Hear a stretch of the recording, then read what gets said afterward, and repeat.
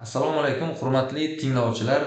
Bugun sizlar bilan, ya'ni men, Bigali Fayzali, Iqtisodiyot va pedagogika universiteti Samarqand kampusida, Iqtisodiyot va muhandislik fanlari kafedrasida assistent bo'lib ishlayman.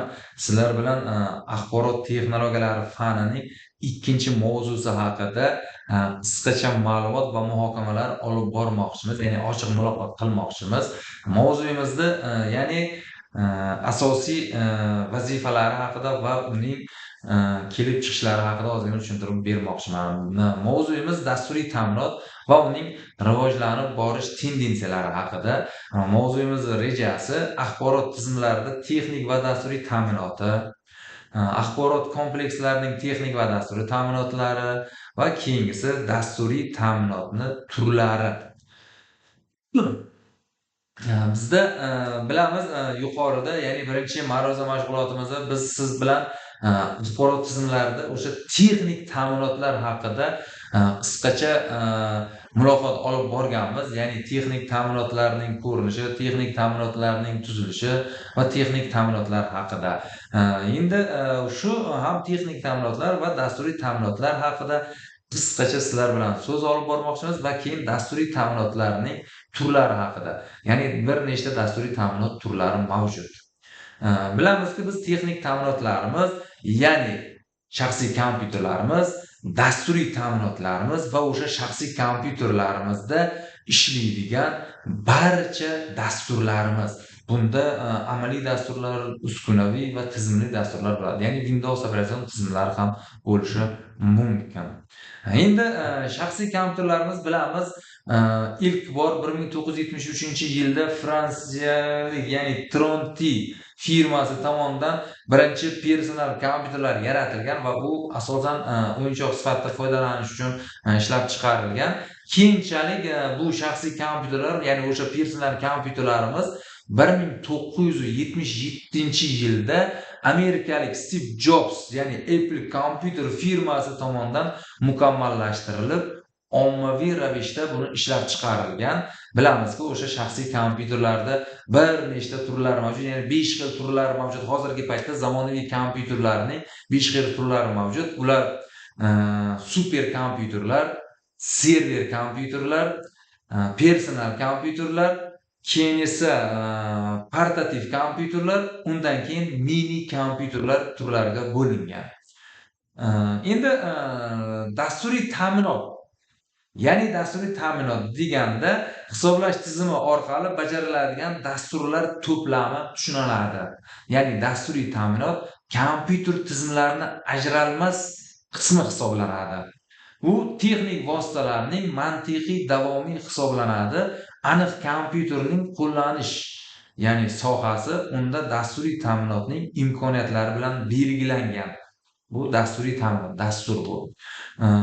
Aniq kompyuterni qo'llash sohasi undagi dasturiy ta'minotning imkoniyatlari bilan belgilanadi.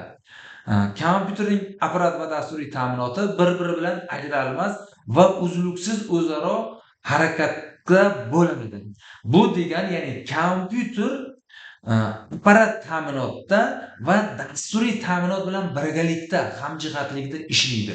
Ya'ni shaxsiy kompyuteringiz bo'lsa-yu, unda dastur o'rnatilmagan bo'lsa, u shaxsiy kompyuteringiz sizda, ya'ni shunchaki bir, zapchast, bir matoh sifatida turadi. Dasturingiz bo'lsa-yu, sizda texnik ta'minotingiz bo'lmasa ham, bu dasturda siz ishlata olmaysiz. Shuning uchun bular bir-biri bilan, ya'ni vobasta. Ya'ni bir-biri bilan deylik o'zaro, uzluksiz harakatda bo'ladi. Dasturiy ta'minotda bilamiz, bir nechta turlari mavjud. Ya'ni o'sha apparat ta'minotimizga ishlatiladigan dasturiy ta'minotlarimizni biz 3 ta guruhga bo'lganmiz. Birinchisi amaliy dasturiy ta'minot, ikkinchisi instrumental dasturiy ta'minot. Bu, uskunaviy dasturiy ta'minotlar ham deyiladi va uchinchisi tizimli dasturiy ta'minot. Amaliy dasturiy ta'minotlarda bilamiz, Office dasturlari, barcha amaliy dasturlar mavjud. Tizimli dasturiy ta'minot, ya'ni uskunaviy dasturiy ta'minotni bilamiz. Dasturlash tillari, ya'ni Pascal, Delphi, Fortran, C++, Pythonlar kiradi. Tizimli dasturiy ta'minotlarga Windows operatsion tizimlar, ya'ni operatsion tizimlar kiradi. Endi dasturiy ta'minotning asosiy vazifalari shulardan iborat bo'ladi. Ya'ni tizimli dasturiy ta'minot bu bilamizki, kompyuter resurslarini boshqaradi, foydalanadigan axborotlarning nusxalarini saqlaydi, kompyuterni ishlash imkoniyatlarini tekshiradi, kompyuter haqida ma'lumotlarni, ya'ni axborotlarni berish va hokazo vazifalarni bajaradi.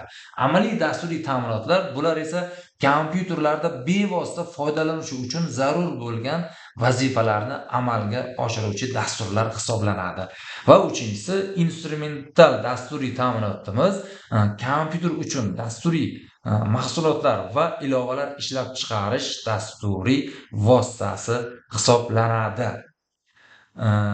Dasturiy ta'minotda bilamiz, o'sha amaliy dasturiy ta'minot, tizimli dasturiy ta'minot va instrumental dasturiy ta'minotlarimiz mavjud.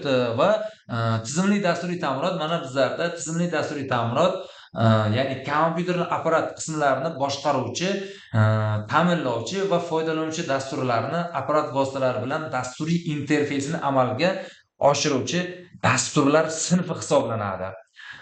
Ya'ni bular operatsion tizimlar, Windows, Linux, iOS, Mac operatsion sistemalar, ya'ni Android, Unix bular tizimli dasturiy vositalar kiradi. Endi amaliy dasturiy ta'minot bu foydalanuvchilar vazifalarini bajarishga mo'ljallangan va do'stona foydalanuvchi interfeysiga ega bo'lgan dasturiy ta'minot hisoblanadi. Amaliy dasturiy ta'minot kompyuterning apparat ta'minoti bilan bevosita o'zaro aloqa qilmaydi. Ya'ni masalan bunda matn prosessorlari, grafik muharrirlari, elektron jadvallar kabi dasturlar ya'ni kiradi. Bular Microsoft Office oilasi bo'lishi mumkin. Ya'ni Word, Excel, PowerPoint, Access yoki deylik amaliy dasturlar Google, Yandex, YouTube, Telegram, Instagram bular amaliy dasturiy ta'minot. Bular foydalanuvchi uchun bir vazifa uchun mo'ljallangan dasturlar hisoblanadi. Keyingisi uskunaviy dasturiy ta'minot. Uskunaviy dasturiy ta'minot yuqori darajali dasturlash tillari bo'lib, ular dasturiy ta'minotlar, shu jumladan tizimli, amaliy va orqali dasturiy ta'minotlar ishlab chiqarishga mo'ljallangandir. Uskunaviy dasturiy ta'minotlarda, ya'ni yangi dasturlar yaratish uchun qo'llanadigan instrumental vositalar mansub bo'ladi. Bular misol uchun, masalan, ya'ni uskunaviy dasturiy ta'minotlarga bir nechta misollar keltiramiz. Bular C++, Pascal, Delphi, keyin esa Python, Fortran, to'g'rimi? SQL. Bular ya'ni uskunaviy dasturiy ta'minotlar sinfiga kiradi. Dasturiy ta'minot darajasi tuzilishi bular 4 qismga bo'lingan, ya'ni bazaviy dasturiy ta'minot bu doimiy xotira hisoblanadi. Keyingisi tizimli dasturiy ta'minot va undan keyingisi servisli dasturiy ta'minot. Keyin esa amaliy dasturiy ta'minot. Bilamiz, bizda dasturiy ta'minot turlariga 3 turga bo'lgan bo'lsak, ular hammasi alohida vazifalardan iborat bo'ladi. Dasturiy ta'minot bazavisi bilamizki, bu berilganlar doimiy xotira mikrosxemalarni ishlab chiqarish etapida ularga yoziladi, ya'ni o'sha bazaviy dasturiy ta'minotda. Keyingisi tizimli dasturiy ta'minotda bilamizki, tizimli darajada bu raliq darajalardagi dasturiy ta'minotlar hisoblanadi va undan keyingisi servisli.